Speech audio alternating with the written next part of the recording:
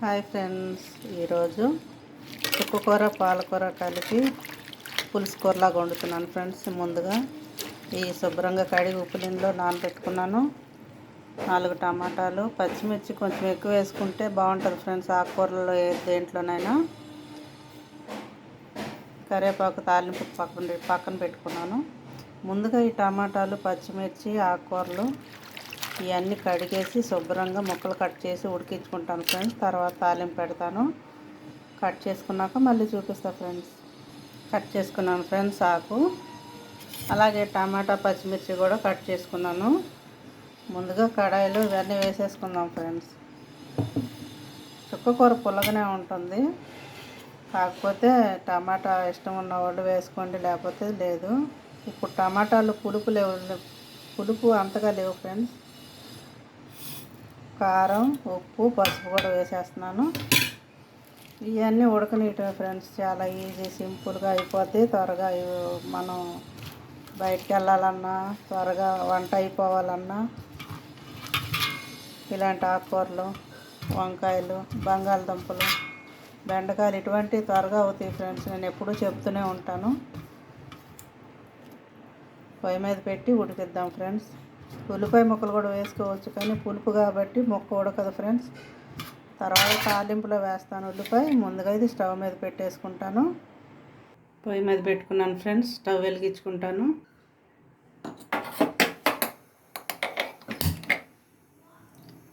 మూత పెట్టి ఉడికిద్దాం ఫ్రెండ్స్.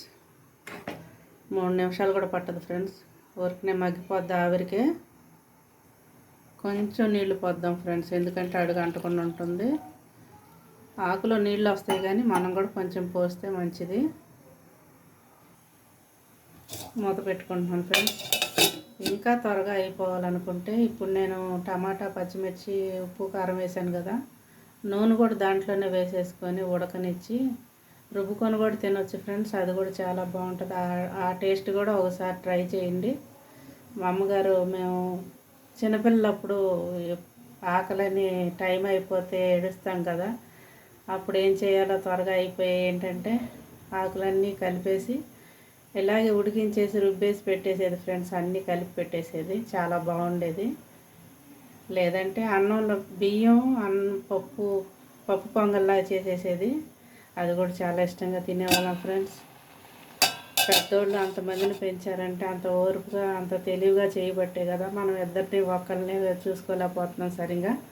ఉడికిన తర్వాత మళ్ళీ చూపిస్తాను ఫ్రెండ్స్. ఈలోగా తాలింపుకి ఉల్లిపాయలు కట్ చేసుకుంటాను. ఉల్లిపాయ, వెల్లుల్లిపాయ, కరివేపాకు చాలా లేతగా ఉంది ఫ్రెండ్స్. ఎండుమిర్చి, అలాగే తాలింపులు, జీలకర్ర రెడీ చేసుకున్నాను. చూద్దాం ఫ్రెండ్స్.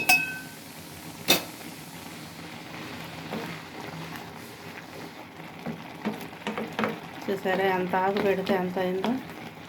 ఆకుకూరలు అంతే ఫ్రెండ్స్, చక్కగా ఉడికిపోయింది కదా. కొంచెం నీరు దగ్గరికి అయిందా ఉడకనిచ్చి రుబ్బుకొని తాలింపు వేసేసుకోవటం ఫ్రెండ్స్. చాలా బాగుంటుంది.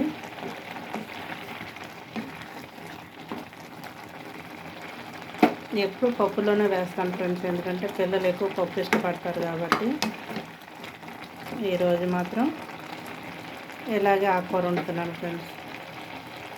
ఎందుకంటే పప్పు 2 రోజులు వండాను, 2 రోజులు తిన్నాం ఫ్రెండ్స్. ఎందుకంటే పప్పు ఎక్కువ వండుతాం కాబట్టి అది ఎక్కువ మనకి ఏం చెప్పాలి, ఒక రోజులో అయిపోదు ఫ్రెండ్స్. తెల్లారికి కూడా ఉంటుంది కాబట్టి పప్పు పాడవదు. అందులో ఫ్రిడ్జ్ ఒకటి ఉంటుంది కాబట్టి వేస్ట్ ఏం కావు ఫ్రెండ్స్. అన్నం కూడా అయిపోయింది ఫ్రెండ్స్. వేడిగా అన్నం, ఆకుకూర, దీంట్లోకి బంగాళదుంప ఎప్పుడైతే ఇంకా చాలా బాగుంటుంది.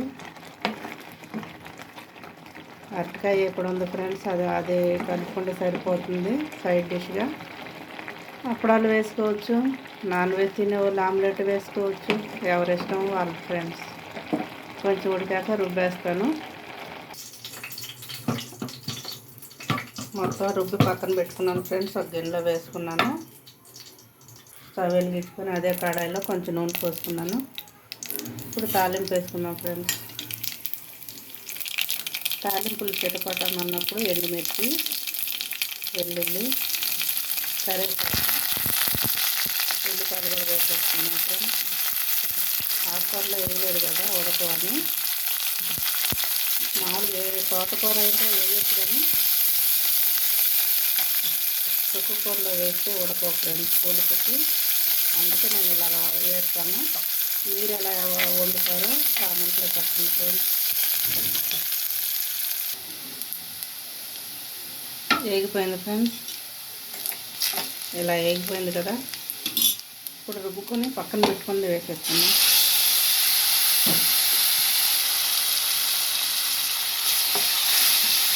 అంతే ఫ్రెండ్స్, సింపుల్గా సిమ్లో పెట్టేసుకొని ఒక నిమిషం ఆపేస్తాను. మూత పెట్టుకుంటాను ఫ్రెండ్స్. అయిపోయింది ఫ్రెండ్స్, కమ్మటి వాసన వస్తుంది.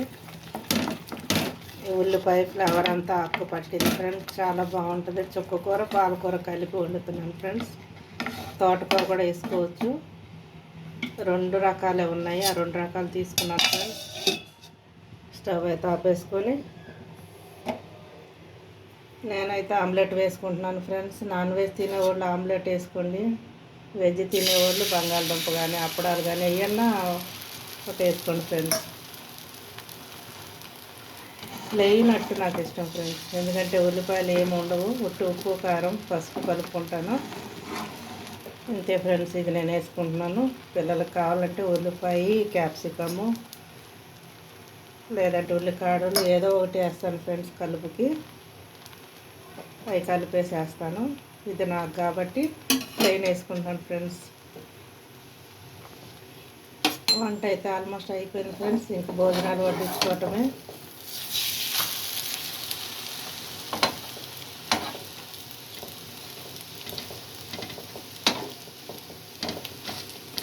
అంతే ఫ్రెండ్స్, సింపుల్గా అయిపోయింది.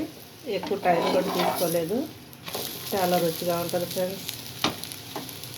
ప్లెయిన్ అట్టు ఎంతమందికి ఇష్టమో కామెంట్లో పెట్టండి ఫ్రెండ్స్.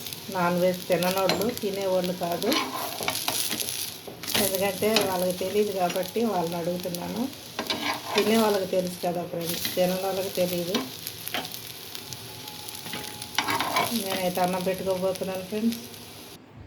అన్నం పెట్టుకుంటున్నాను ఫ్రెండ్స్. వంట అయితే అయిపోయింది.